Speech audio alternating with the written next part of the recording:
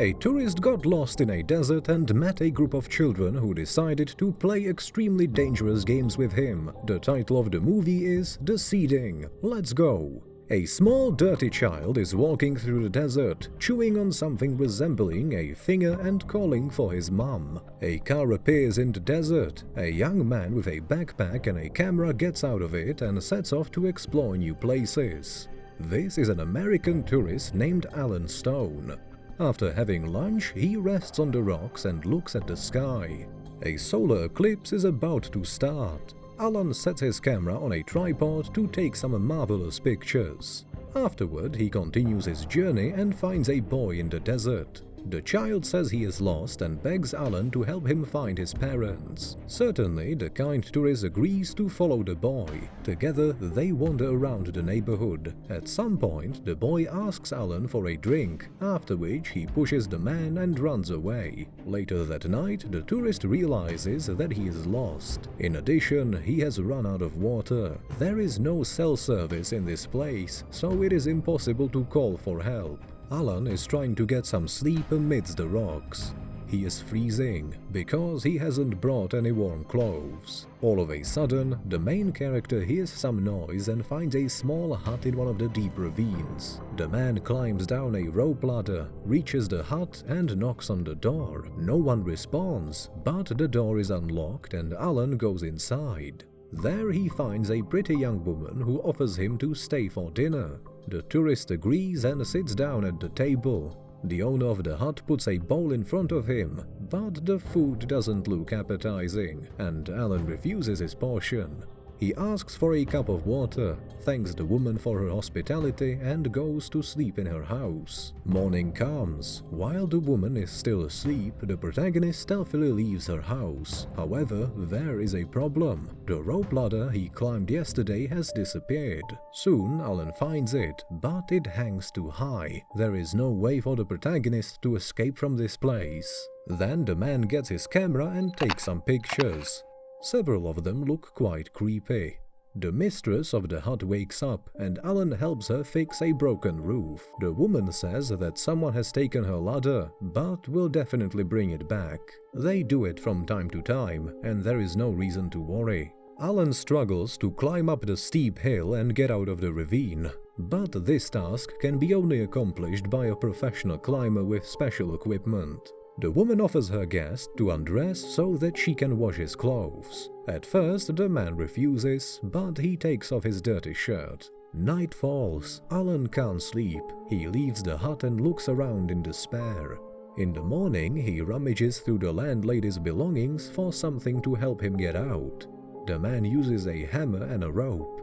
At one point, he notices something at the top of the cliff, falls down, and passes out. Alan regains consciousness in the middle of the night and screams in pain. It turns out he fell on the hammer and seriously injured himself. The owner of the hut comes to his aid. Alan spends several days in delirium, but eventually comes back to his senses. The man begs the woman to take him out and swears at her, saying it's her fault he's stuck here. The hut owner says she will take care of him. However, the protagonist doesn't want that kind of care and that kind of life. Alan screams, cries and swears, feeling as if he was in a mousetrap. All of a sudden, some voices are heard from above. There are several teenagers. What a miracle! They promise to help the man and walk away. Alan hides in the shadows and waits for his survivors. He looks sadly at his ID. The teenagers return and throw him a rope. They advise the man to tie it around himself and promise to lift him up. Alan does so and the teenagers gradually pull him to the top. At some point, however, they stop doing so and walk away. Alan hangs on the rope midway up the cliff. He gets sick because of the scorching sun and loses consciousness for a while. The main character wakes up because of something pouring down on him. It looks like the teenagers decided to relieve themselves right off the cliff. They are having fun and decide who gets the right to come up with a new mockery for the poor guy. Alan begs the landlady to help him.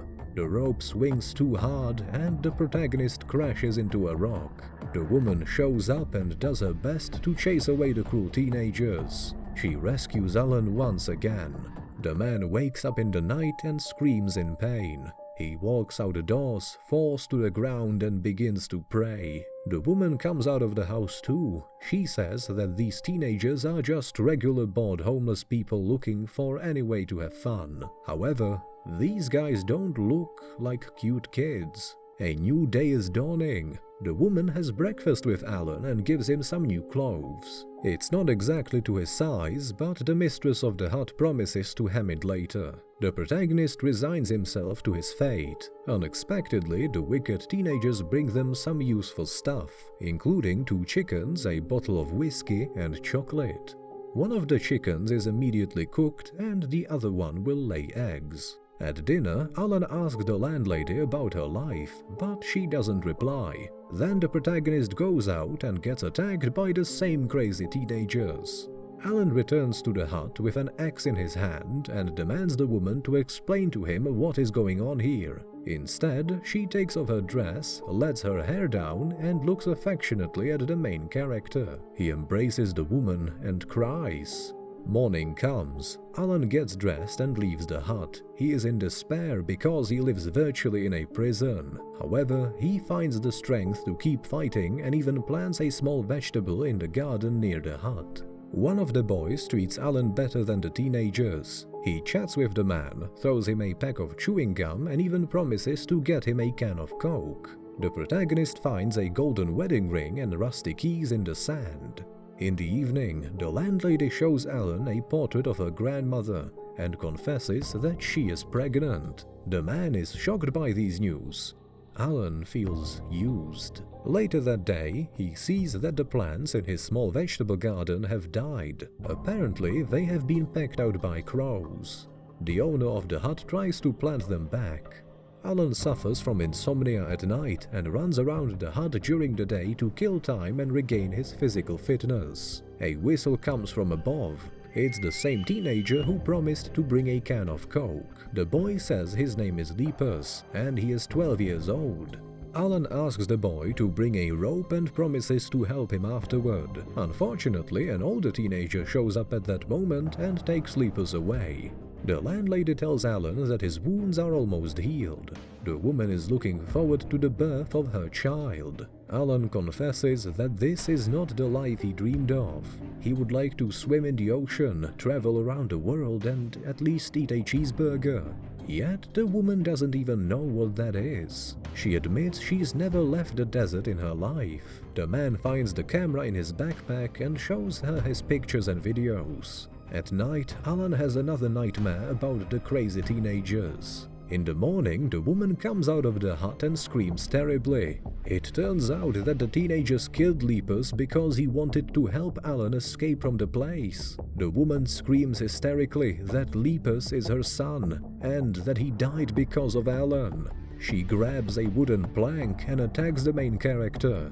Alan lives in an iron cage and eats from a bowl like a dog. It looks like he's been living here for several weeks. The protagonist knocks on the iron bars. The same teenagers are standing on the edge of the cliff. As soon as they leave, a girl in a yellow jacket shows up. Looks like she's a tourist too.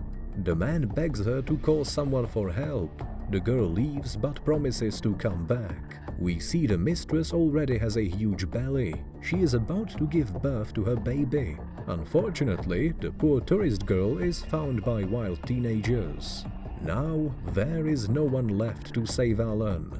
The man sobs and screams in despair. At this moment, he resembles a wild animal. At night, all the teenagers return to the cliff. The smallest boy approaches Alan's cage and holds out a peach to him.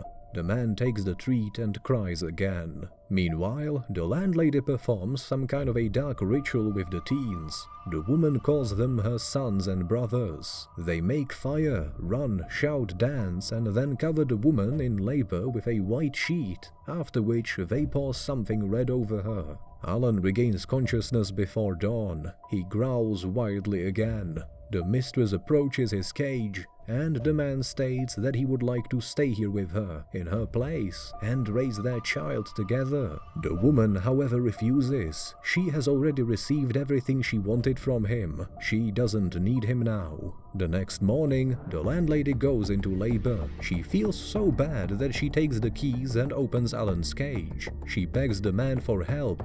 It looks like she can't give birth on her own. Alan gets out of the cage. He sees that the teens have lowered the ladder down. The woman falls to the ground, and red stains appear on her white dress. Her scream can be heard across the desert. After that, it becomes dark, and a baby's cry is heard. Alan hurries to the ladder alone. However, when he hears the baby crying, he turns around and goes back. Alan sees that both the woman and her baby have survived. Alan takes the baby in his arms, cries with happiness, and then returns him to his mother. The oldest of the teenagers appears behind the protagonist's back with a knife.